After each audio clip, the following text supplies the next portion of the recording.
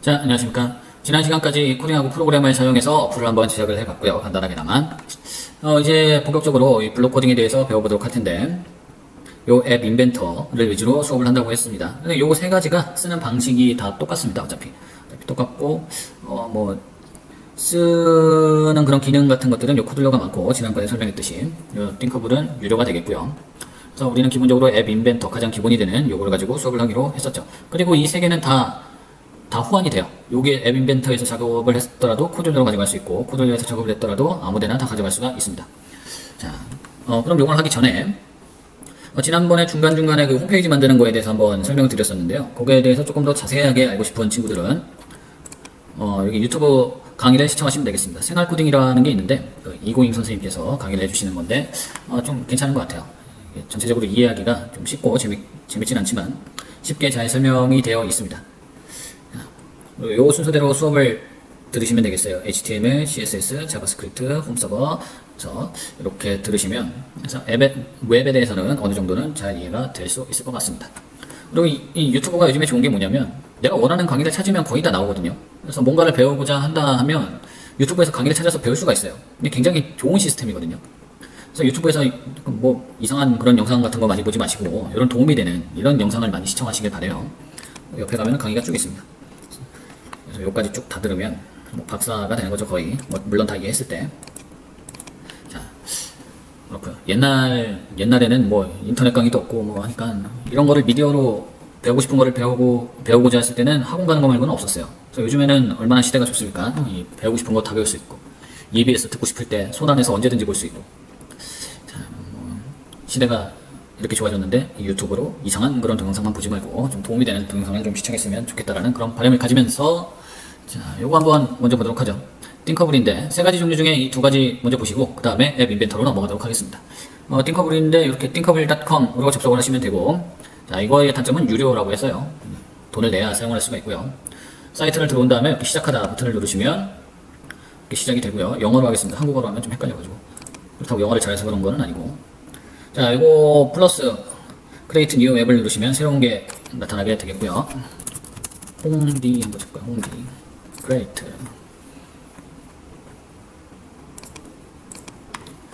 하면 요 왼쪽에는 여기 디자인 탭이 있고 블록 탭이 있는데 일단 디자인 탭 보시면 왼쪽에는 이런 메뉴들이 있고요. 요게 핸드폰 화면인데 화면에 나타날 거를 내가 드래그해서 갖다가 집어넣는 거예요. 버튼 이라든가 이거 입력창이죠. 설명하려면 한국어로 다시 넣고 하겠습니다.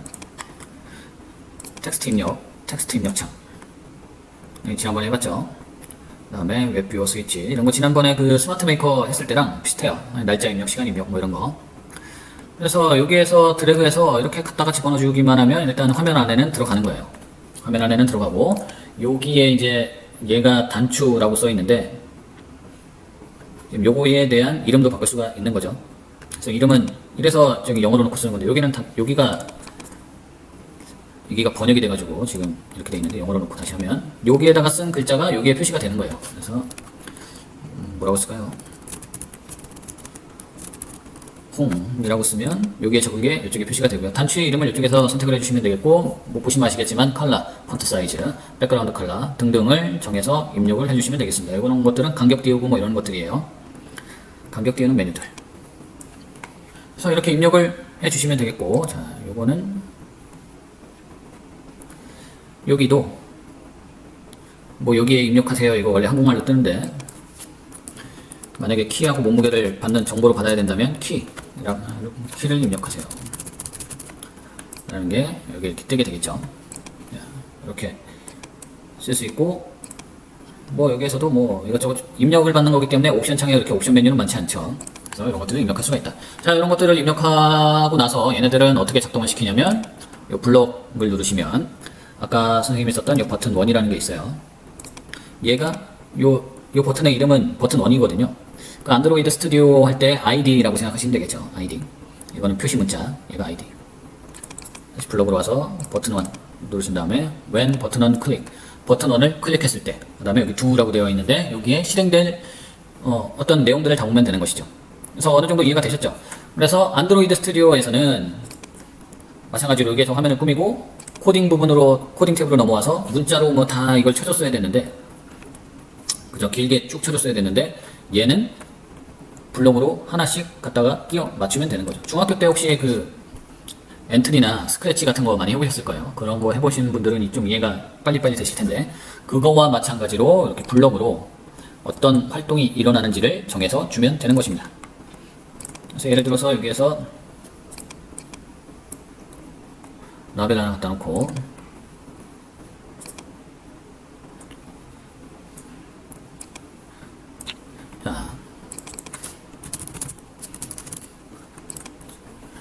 예를 들어서 얘를 이제 실행을 했을 때 홈이라는 것을 클릭을 하게 되면 여기 지금 이 라벨이라고 써 있는 부분이 when 버튼 1을 클릭했을 때 버튼 1을 클릭했을 때 라벨이라고 써 있는 글자가 여기 안녕하세요로 바뀐다 뭐 이런 거죠. 되게 간단하잖아요. 그래놓고서 이거를 실행시키면 아까처럼 된다는 거죠.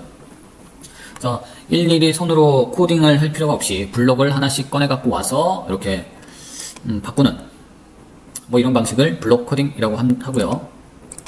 자, 코듈러로 넘어와서 코듈러도 마찬가지로 앱 만들기 한번 보실게요.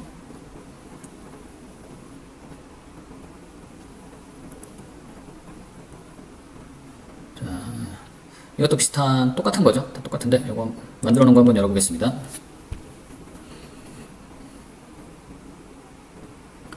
느리네요. 자, 어쨌든 이거는 뭐 키즈 앱을 만든 건데 버튼이나 이런 백그라운드 같은 이런 것들은 다 여러분들이 꾸며서 여기다가 집어넣을 수가 있어요. 이것도 다 선생님이 만든 건데 버튼하고 뭐 이런 것들 만들었다기보다도 아이패드로 그냥 선 하나 찌끄리면 그냥 이렇게 나오는 게 있길래 그냥 이렇게 만들어 갔어요.